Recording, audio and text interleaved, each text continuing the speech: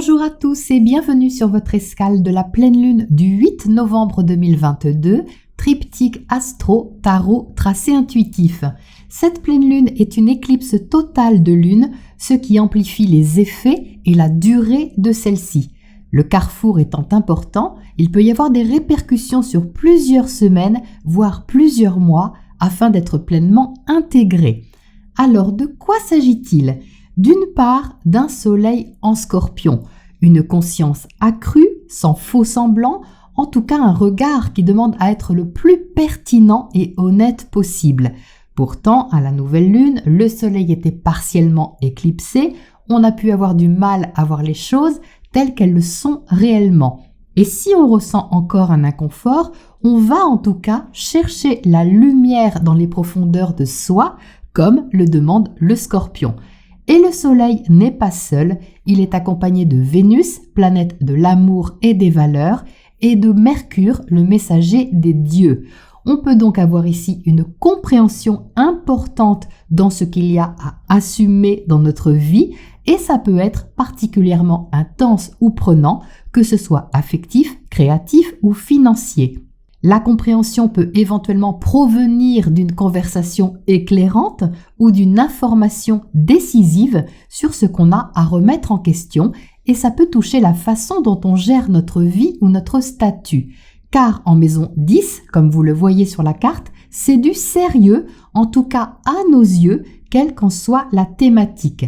Dans cet emplacement, il nous est demandé de prendre la responsabilité de nos sentiments ou de notre créativité, Vénus, de nos idées, Mercure, et de regarder ce qu'il y a sous la surface, ce qui se cache ou ce qu'on se cache peut-être, mais qu'on ne doit plus se cacher justement. Et c'est ça qui peut être ressenti ici comme une plongée en soi révélatrice.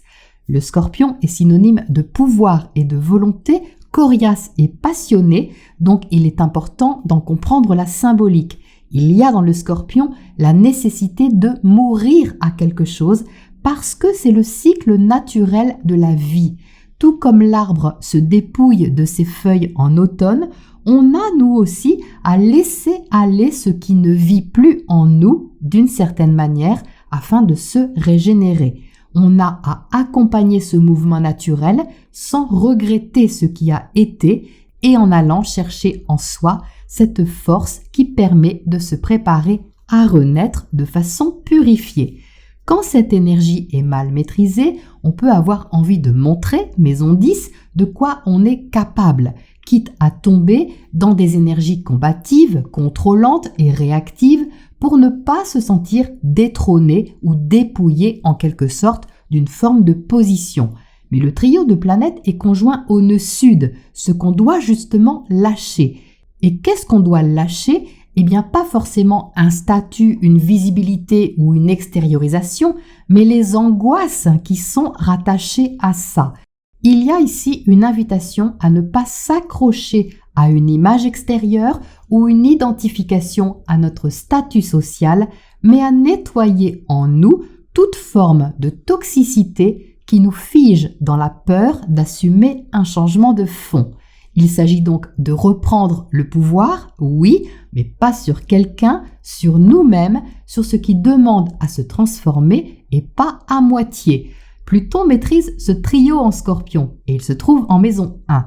On a sûrement l'habitude d'une certaine attitude, peut-être même depuis longtemps, mais le quinconce à Mars rétrograde, lui aussi maître du Scorpion, montre qu'il y a quelque chose à revoir au niveau de notre comportement et même notre façon de penser et de communiquer.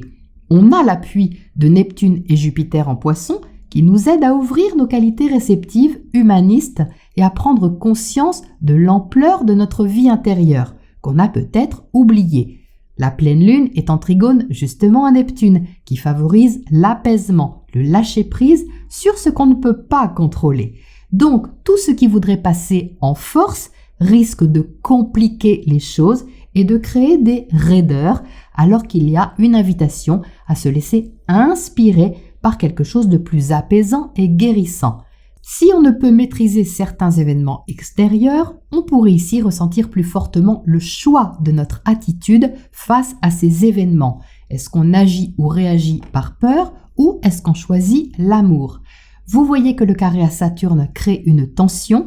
Saturne est ce qui symbolise l'autorité, la responsabilité, la rigueur. Saturne est ici en apex, c'est-à-dire à la pointe du triangle, donc de l'opposition Soleil-Vénus-Mercure à la Lune.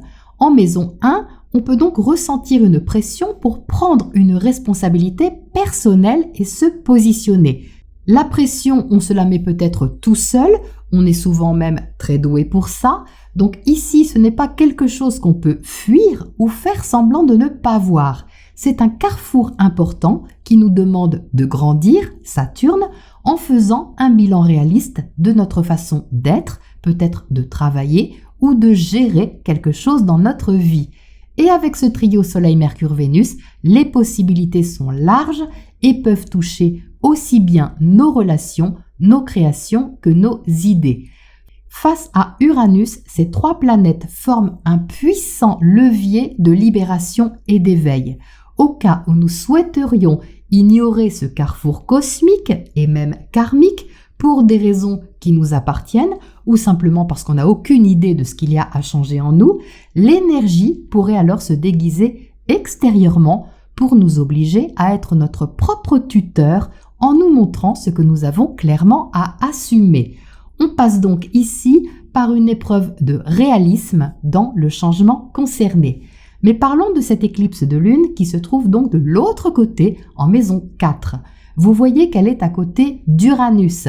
Qu'est-ce qu'Uranus? C'est la liberté, le renouveau, l'imprévu, le changement. Dans la maison 4, on parle d'intimité, de la chaleur d'un foyer, des repères stabilisants de nos habitudes. Il y a donc ici un éveil, un réveil, un changement de notre mode de vie au sein de notre clan, de notre famille, qui va demander à s'équilibrer avec ce qu'on est et ce qu'on montre à l'extérieur. La direction que nous montre ce nœud nord en Taureau parle de ressources, de valeur de soi et aussi de la façon dont on se nourrit, concrètement et symboliquement. Et c'est ça qui demande à être pris en compte avec la plus grande attention, puisque Vénus, qui maîtrise cette éclipse, est tout là-haut à l'opposé en Scorpion. Donc, si on ressent une difficulté à lâcher d'anciennes façons d'aimer, de créer ou de nourrir ses projets, on est pourtant encouragé à regarder honnêtement ce qu'on veut à ce niveau et à le faire renaître sans retomber dans de vieux schémas enfermants. Le carré à Saturne peut nous envoyer une énergie frustrante, jugeante ou rabat-joie qui ne vient pas forcément de l'extérieur, je le rappelle, qui peut être simplement la nôtre, mais il va pourtant nous pousser, ce Saturne, à assumer un virage significatif, même si celui-ci n'a pas forcément de résultat immédiat. C'est-à-dire qu'on va pouvoir poser une base sans précipitation sur ce qu'on souhaite à long terme. Je dis sans précipitation car Saturne est en trigone à Mars. Donc ça, c'est très bien pour l'effort constructif. Mais Mars est rétrograde et en carré à Neptune et Jupiter, tous les deux rétrogrades, on peut ressentir tout de même une hésitation entre excitation et introspection. Car qui dit rétrogradation dit revenir, revoir, réfléchir à nos aspirations, nos ambitions, nos rêves. C'est donc une position un peu ambiguë qui demande à ne pas multiplier des actions dans tous les sens juste par réactivité ou parce qu'on ne tient pas en place. C'est un moment où le guerrier du zodiaque, Mars, se doit de retailler un peu ses crayons, c'est-à-dire peaufiner ce qu'il y a à exprimer, apprendre, comprendre, en se penchant davantage sur ce qui est ressenti. Neptune et Jupiter sont en Poisson, dans un signe immatériel lié à la spiritualité, au lâcher-prise et à la guérison. Donc c'est un peu comme si Neptune et Jupiter disaient à Mars « Bon, ok, tu veux t'activer, montrer tes initiatives aux autres et dynamiser tes échanges. Mais c'est dans quel but en fait ? Qu'est-ce que ça apaise ? Qu'est-ce que ça guérit en toi ? Qu'est-ce que ça t'inspire ? Prends donc un peu de recul sur ce que tu vas inconsciemment chercher afin de ne pas te disperser et agir pour rien. Donc, ne nous décourageons pas et ne cherchons pas à aller plus vite que la musique tant qu'on ne sait pas trop comment accorder nos instruments. Respectons ce temps de rétrogradation nécessaire à la préparation de notre partition, car les actions paieront un peu plus tard sûrement. Au niveau numérologique, le 8-11-2022 nous invite à assumer ce qu'on veut vraiment récolter sur un long terme en s'ouvrant à l'autre et en gardant notre droiture et notre esprit créateur. La réduction nous mène au 25, donc au 7. Encore le chariot, ça fait plusieurs fois qu'on l'a, ce qui montre que l'avancée a déjà commencé sur une lunaison précédente et qu'on est encouragé à continuer sur une lancée confiante et personnelle. Toutefois, avec le 7, il y a de l'analyse, de l'expertise et de la sagesse, ce qui nous incite à garder une certaine humilité dans notre avancée. Le degré de la pleine lune, le 16e degré, nous ramène d'ailleurs aussi au 7. Le 1 est notre identité et le 6 notre volonté d'améliorer les choses et d'en prendre la responsabilité dans un but d'harmonisation. Cette pleine lune est donc une invitation énergique axée sur la recherche sincère d'un mieux-être, d'un mieux-faire à mettre en place de façon réfléchie. Le principal se situe donc au niveau de notre positionnement et de notre intention et le ressenti que cette intention génère en nous au-delà de nos peurs ou de nos mécanismes de contrôle. Quand tout au fond du fond, quelque part en nous, on sait ce qui doit être libéré et nourri quoi qu'il en coûte. Et ça, on peut déjà le reconnaître et pourquoi pas l'exprimer. Voilà pour la partie astro de cette pleine lune et on passe au tirage tarot pour le complément. Et nous voici avec le tirage de cette pleine lune où il est sorti tout en haut du tirage l'étoile qui correspond à Uranus qui nous montre donc la direction puisqu'il est à côté du nœud nord et avec la lune à côté. Alors là franchement on ne pouvait pas faire plus confirmant, c'est magique. Donc, on entre dans le tirage avec le chevalier de Pentacle. Que nous dit le chevalier de Pentacle? Il nous dit doucement. On prend son temps, ça c'est Saturne qui est en apex à cette pleine lune, qui nous demande de ralentir, de poser les choses pour qu'elles puissent être fiables, durables, concrètes et bien gérées, bien maîtrisées. Donc, on entre avec cette énergie-là. Mais il faut dire que Saturne est en maison 1, donc la maison de l'attitude qu'on a, et on peut avoir cette attitude vraiment posée sur ce qu'il y a à gérer, organiser et libérer. En dessous, il y a le 2 de Pentacle. Donc on est ici dans une phase d'adaptation. D'adaptation à quoi? À quelque chose qu'on veut mener loin, puisqu'on a le 8 de Pentacle au centre. Donc on est motivé ici au centre par quelque chose de sérieux. En tout cas, à nos yeux, c'est sérieux, mais c'est aussi concret. Donc, concret, ça veut dire vis-à-vis d'une activité, d'un travail, vis-à-vis de quelque chose qui est logistique, matériel, et lié à l'effort aussi qu'on peut fournir sur le long terme. Le 8 de Pentacle est une belle énergie d'effort. C'est l'effort ici qu'on veut bien fournir, parce que certainement c'est lié à quelque chose qui est libérateur avec l'étoile. Donc ça demande du travail, on le sait, c'est au fond de nous, donc on le sait, ce n'est pas une surprise. C'est juste que maintenant, sur cette pleine lune, ça va demander à s'organiser davantage et certainement à franchir une étape.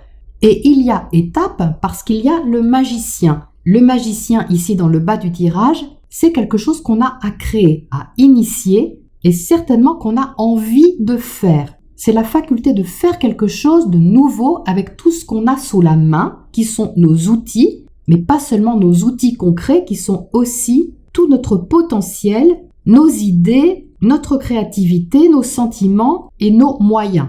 Donc tout ça, ça demande à prendre naissance d'une façon qui est nouvelle et certainement plus libérée, plus authentique qu'avant. C'est pour ça qu'on a l'étoile tout en haut du tirage.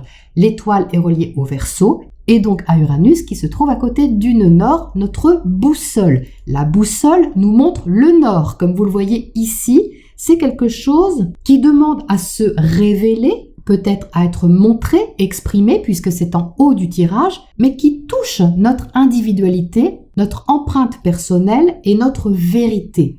Avec l'étoile, on suit notre chemin, notre vérité intérieure, notre inspiration. On est guidé ou on peut se sentir guidé. Donc vous voyez qu'avec la lune à côté, c'est très relié à l'inspiration, c'est très relié à l'imagination et au ressenti. On est ici relié à nos émotions. La lune éclipsée décuple les effets, on va dire, émotionnels, et c'est pour ça qu'elle ressort ici. Donc c'est un puissant levier de libération qui est confirmé ici, libération émotionnelle, mais ça passe aussi par une gestion pratique de quelque chose, une mise en place qui est étudiée, qui est travaillée et qui peut prendre du temps et de la patience puisqu'on a ce chevalier de Pentacle. Donc où se trouve le défi, parce qu'il y a quand même des aspects forts dans le ciel, eh bien elle se trouve ici, plutôt dans le secteur privé, au niveau des discussions, compréhension, explication. Donc ça peut être très concret, c'est-à-dire qu'il peut y avoir des discussions familiales, des explications, des argumentations, enfin on sort de quelque chose qui est un peu statué ou habituel pour exprimer quelque chose, peut-être libérer la parole, libérer peut-être même un secret, une vérité, pourquoi pas. Et évidemment, on a l'hésitation à côté. Est-ce que je dis, est-ce que je dis pas, comment je le dis, est-ce que c'est vraiment ce que je veux dire, est-ce que c'est ce qu'il va comprendre, etc.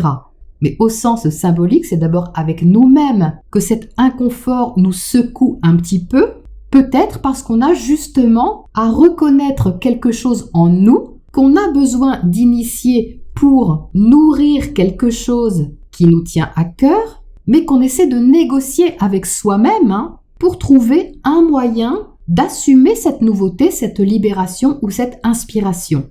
Donc, comme je le disais à l'instant, si on ignore cette énergie-là ou si on ignore cette proposition de l'univers, elle peut nous être renvoyée en miroir par un membre de notre famille ou un proche, enfin quelqu'un avec qui on discute et qui peut générer un doute. C'est possible. Mais justement, si ça se manifeste sous cette forme-là, c'est pour qu'on puisse faire émerger quelque chose. Si on se sent poussé un petit peu dans nos retranchements, c'est pour faire émerger une sorte de vérité afin de travailler dessus. On a une énergie qui est très posée ici, On a 3 cartes ici de Pentacle, donc on va chercher à bien gérer les choses, à bien maîtriser aussi ce qui demande à se libérer ou à prendre place d'une nouvelle manière. On a de l'aide avec cette reine de feu en face, on a du soutien, de l'encouragement qui peut venir du secteur relationnel. Donc c'est soit quelqu'un en particulier qui nous booste, qui a confiance en nous, soit c'est nous, en miroir, qui avons confiance pour ouvrir quelque chose et assumer quelque chose au niveau relationnel parce que ça apporte de la joie, de l'enthousiasme, de la vie, de la passion, parce que la reine de feu est passionnée aussi, et qu'on a envie de travailler là-dessus. Donc on voit bien dans cette ligne-là que ce n'est pas abouti, déjà parce qu'on a la lune qui est mystérieuse, qui est tout en intériorité, en ressenti, et aussi parce qu'on a le 2 d'épée qui est dans l'hésitation. Donc on sent bien ici 2 énergies contraires mais complémentaires, le désir de faire avancer quelque chose, sans trop savoir ici comment ça va faire, qu'est-ce que ça va donner au final ou par la suite, et comment on peut être plus clair déjà avec soi-même, mais ensuite avec l'autre ou les autres. Donc ce qu'on peut ressentir ici, c'est cette dualité intérieure, elle est représentée par le 2 d'épée, elle est aussi représentée par le 2 de pentacle, c'est-à-dire qu'on passe de l'un à l'autre. Je vais le dire comme ça, non, je vais plutôt le dire comme ça. Je vais m'organiser comme ça, non, je vais plutôt faire comme ça. Donc il y a de l'hésitation, mais pour moi, elle n'est pas bloquante, elle est constructive, justement parce qu'on a le 8 de pentacle au centre. Donc c'est constructif, oui, c'est lent, ça peut prendre un certain temps, mais l'intention ici, elle est déclarée, elle est reconnue, et c'est ça le plus important sur cette pleine lune. C'est cette étoile, c'est ce qui nous révèle à nous-mêmes, c'est ce qui nous inspire, c'est ce qui nous motive, qui nous encourage d'une façon positive avec cette reine de feu, quitte à ce que ça nous fasse réfléchir peut-être autrement avec ce 5 d'épée, et à revenir peut-être sur des idées qu'on avait avant, parce que là on est dans le passé, pour voir aussi les choses sous un angle qui est nouveau. Il ne faut pas oublier que le Soleil est conjoint à Mercure, donc il va nous inviter à regarder quelque chose vraiment en face, d'une façon qui est nouvelle. et à comprendre aussi les choses d'une façon qui est nouvelle. Donc avec ce 2 d'épée, on peut se sentir un peu désorienté de façon passagère, c'est normal puisque c'est le carré de Mars à Neptune et Jupiter. Mais c'est fait exprès, parce qu'on ne peut pas vraiment s'éveiller ou se révéler d'une nouvelle manière si on ne passe pas par cet inconfort mental ou des discussions peut-être qui nous sortent de nos habitudes ou de nos anciennes croyances et qui finalement ici ne nous apportent plus rien. En tout cas, si on reste dans ce 5 d'épée et qu'on ne veut pas démordre de quelque chose, eh bien on peut passer à côté ici d'une belle occasion de libérer une énergie qui est constructive et qui est surtout plus authentique. Donc ça va quand même pousser dans le sens de l'évolution, hein. Ça part quand même vers le haut, il y a quelque chose qui nous tire vers le haut et qui nous encourage vraiment à changer quelque chose au niveau du mental pour prendre confiance dans une direction que l'on sent vraie pour nous. Ça, c'est clairement du ressenti sur la voie qu'on a à suivre ou qu'on a envie de suivre. Donc forcément, comme c'est un carrefour important, cette éclipse, eh bien il n'y a pas à se précipiter, on a le droit de rester un petit peu dans l'hésitation et on a ici à poser une base, une intention qui pointe, vous voyez, vers une évolution concrète. Donc la proposition est de ne pas se cacher, de ne pas se mentir aussi ici, et d'oser regarder ce qu'on ressent, parce que vous voyez que ce personnage a le dos tourné à la lune, donc à son ressenti. Il va être clairement privilégié d'écouter ce qui se passe à l'intérieur, sans trop chercher à comprendre rationnellement ou de façon un peu superficielle ce qu'on voit de ça. Il y a vraiment à aller au-delà d'une certaine apparence, ça c'est le Mercure en Scorpion, on voit au-dessous de la surface, l'œil est perspicace, la compréhension est affûtée et elle ne tient pas la route face à des arguments un petit peu légers comme ça ou sans fondement. Donc ce n'est pas forcément un échange qu'on aura avec quelqu'un, mais c'est nos propres fondements, nos blablas intérieurs qui ici peuvent ne pas tenir la route parce qu'il y a justement quelque chose de beaucoup plus puissant qui se réveille. Et c'est ça justement qui peut nous ouvrir à une autre façon de voir les choses. Voilà pour ce tirage tarot de pleine lune et on termine par le tracé intuitif. À tout de suite. Alors voici la dernière partie des énergies de cette pleine lune, le tracé intuitif. J'en profite pour répondre plus ouvertement aux personnes qui me l'ont demandé. Oui, il est possible de commander son propre tracé intuitif. Je précise que ce n'est pas une prédiction de votre avenir, c'est une lecture de votre présent et une proposition d'évolution à partir des énergies qui se dégagent du dessin. Donc vous pouvez me demander les renseignements à l'adresse mail qui est sous les vidéos. Le tracé n'est pas comme une guidance astro-tarot où là je prends en compte votre thème personnel pour vous guider au mieux sur les énergies que vous traversez. C'est vraiment une autre approche où je ne prends pas du tout en compte les éléments astro. Donc voilà, ça c'était pour l'annonce. On y va avec cette vibration de pleine lune, 8, 11. Et aujourd'hui, je pars de la gauche parce que je le ressens comme ça. Allez, c'est parti. 8 novembre, pleine lune.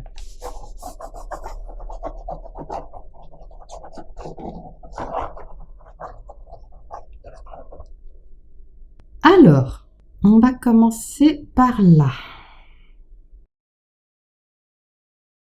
Alors, ici, j'ai la notion du loup qui sort du bois, c'est-à-dire qu'il y a quelque chose à montrer qui peut être un côté assez sauvage de nous, mais qu'on a besoin d'exprimer. Ce n'est pas un loup agressif, je le ressens vraiment comme une partie un peu indomptable en fait de soi, mais qui demande à être intégré quand même au sein de quelque chose. Il y a une différence ici où on se sent différent ou à part de quelque chose, mais c'est une partie de soi qu'on est invité à montrer et qui fait appel comme ça à quelque chose qui ne rentre pas dans des cases, si vous voulez, qui n'est pas domestiqué. Il y a quelque part à aimer ce côté-là ou à apprendre à l'aimer. Et pour apprendre à l'aimer, c'est comme s'il fallait arrêter de le cacher. C'est pour ça que j'ai cette notion de sortir du bois. Ce n'est pas pour rendre cette partie-là socialement acceptable ou pour la faire rentrer dans un moule, c'est pas ça. c'est pour apprendre à aimer et connaître une part inconnue qui peut faire peur ou qui peut nous faire peur à nous. Donc là, il y a bien une partie un peu cachée et qui émerge, mais qui émerge pas violemment, qui émerge vraiment un peu méfiante, un peu prudente, mais qui émerge quand même. C'est un loup. Bien. Alors, qu'est-ce qu'on a d'autre? On a un effet en même temps de regard attentionné sur la façon dont on fait du lien. Il y a un changement d'habitude ici, ou une invitation à changer des habitudes pour s'ouvrir à l'autre d'une façon qui n'est pas encore très claire, très nette et hyper définie, mais qui est prometteuse, qui est volontaire en tout cas. Et ça demande à ce qu'on travaille justement sur nos propres repères, nos propres habitudes et nos fonctionnements dans l'expression, la communication et même notre compréhension. Il y a quelque chose à oser qui n'est vraiment pas insurmontable. C'est comme si on tâtait un peu le terrain, ça reste un peu en pointillé si vous voulez, en hésitation, c'est pas hyper fluide, mais quand même, ça se voit pas que c'est pas fluide. On peut voir ou montrer une partie qui est assez assurée, mais en dessous, il y a pas mal de questionnements, de repositionnements et de compréhension sur notre façon de nous relier à l'autre. Donc on a le foyer qui ressort aussi de ce côté-là. Il y a un besoin de se rassurer ou de se rassurer autrement et de refaire ses propres repères aussi sans que ce soit trop déstabilisant ou trop compliqué, trop difficile. On cherche à harmoniser une zone de confort et un aspect de nous qui n'est pas vraiment traditionnel, qui est moins confortable, mais il y a besoin d'intégrer cet aspect-là pour nourrir à nouveau une base qui nous est stable. Donc il y a quand même du scorpion par ici. En scorpion, on peut avoir des peurs qui se réveillent, mais dans ce sens-là, elles ne sont pas fondées. En tout cas, la proposition est d'aller plus loin, de voir plus loin que les apparences, et donc que nos peurs ou nos angoisses, parce que c'est ce qui va nous permettre de démonter aussi les croyances qu'on avait par rapport à quelque chose qu'on trouvait peut-être difficile d'approche. Donc de ce côté-là, j'ai vraiment le sentiment qu'on est invité à accueillir un nouvel élément dans notre sphère intime, personnelle, dans nos fondations, pour en ressortir grandi et plus curieux, plus ouvert aussi sur les choses. Voilà par là. Qu'est-ce qu'on a d'autre ? Alors, ici, il y a la proposition de ne pas chercher à convaincre ou se convaincre de ne pas changer les choses. On peut avoir de bonnes raisons ou trouver de bons arguments pour ne pas changer les choses parce que c'est rassurant, parce que c'est habituel ou parce que c'est confortable. Ici, la proposition est de s'ouvrir à une libération dans la confiance de ce qu'on peut créer à long terme et avec la collaboration de la vie. Il y a une confiance à faire ici à ce qu'on ne voit pas parce qu'on n'en est pas au stade où on voit tout, où on peut tout contrôler, tout prévoir. Donc c'est une sorte de libération par rapport à quelque chose qui était un peu routinier d'une façon ou d'une autre et qui avait des avantages sans aucun doute, mais dont il faut peut-être laisser une partie pour expérimenter une ramification de cette chose-là. C'est pas une rupture, c'est une ramification parce que ça demande de ne pas rester enfermé dans quelque chose de trop habituel. Donc là, c'est un pouvoir sur soi-même, c'est-à-dire de reconnaître qu'on se trouve peut-être des excuses pour ne pas expérimenter quelque chose, alors qu'en fait, on le ressent comme étant une évidence, une connexion presque spirituelle à cette direction-là, très inspirée en tout cas. Donc ok, qu'est-ce qu'on a d'autre ? Alors, par ici, je retrouve un peu le flottement de ce carré de Mars à Neptune et Jupiter, c'est-à-dire qu'on pourrait se trouver à idéaliser un petit peu ou à rêver de certaines choses, mais il y a quelque chose qui est prématuré. Et c'est pour ça qu'on est invité à ne pas se précipiter. D'où la rétrogradation de Mars, ça se rejoint. Mais on peut rêver, c'est pas interdit, du moment qu'on ne s'engouffre pas dans des directions qui partent un peu dans tous les sens et qui nous amènent à penser qu'une idée peut en amener une autre, puis une autre, puis une autre, ce qui est le cas bien sûr, mais là, c'est pas forcément des bonnes idées au départ parce que les choses n'ont pas fini d'infuser. Donc, il y a une sorte de repos, de recul à favoriser, quitte à ce qu'il soit agréable, parce qu'on a ici une énergie qui est quand même agréable, pour être observateur justement de ce qui bouge à l'extérieur, mais qui n'est pas encore prêt à être utilisé vraiment. Pour le moment en tout cas, c'est vraiment passager, c'est un temps d'attente, mais c'est pas de l'attente passive. Ça reste actif, mais on peut être tenté en fait par plusieurs choses et se détourner en fait de là où on est censé vraiment aller. Donc c'est pour ça que l'introspection, l'intériorisation est nécessaire pour que le tri se fasse, on va dire, naturellement au fil des jours, au fil des semaines et au fil de la rétrogradation de Mars. L'important ici est d'expérimenter étape par étape et de ne pas forcément écouter tout ce qui se dit à l'extérieur, même si c'est prometteur ou que ça paraît vraiment grandiose ou encourageant et tout. Il y a de l'encouragement, on retrouve la reine de bâton que j'avais dans le secteur relationnel, mais il y a un tri à faire pour ne pas écouter tout le monde. Il y a un besoin de respecter aussi son rythme intérieur et de ne pas répondre à des sollicitations si on n'est pas prêt. Donc la proposition dans ce sens est vraiment de privilégier l'observation de chaque pas. Qu'est-ce qui se passe à chaque fois que on fait un pas de plus, on règle ou on expérimente à nouveau. C'est-à-dire qu'on peut se laisser encourager sans se laisser trop influencer. Voilà, faut juste trouver la bonne limite entre les deux. Alors, ensuite... Alors de ce côté, je retrouve une certaine prudence qui peut ressembler à une forme de timidité parce qu'on n'a pas l'habitude de quelque chose, mais on a envie quand même de se laisser porter. Donc ça revient un petit peu au message précédent. Il y a de l'encouragement et on est invité aussi à se laisser porter, mais en gardant bien son discernement et du réalisme sur les choses. Il y a quelque chose ici à faire autrement et on peut se sentir un peu intimidé. Mais en même temps, c'est une belle énergie. Il y a de la découverte, il y a de l'ouverture et il y a de l'audace, même si cette audace est assez maîtrisée. Donc voilà, et qu'est-ce qu'on a donc? Oui, c'était là. Oui, de ce côté-là, l'affirmation est un peu plus vive, plus combative aussi, mais elle incite à garder ce recul et une sorte de limite, de ne pas dépasser ses limites ou les limites de l'autre, mais en tout cas de respecter quand même l'espace où on peut évoluer.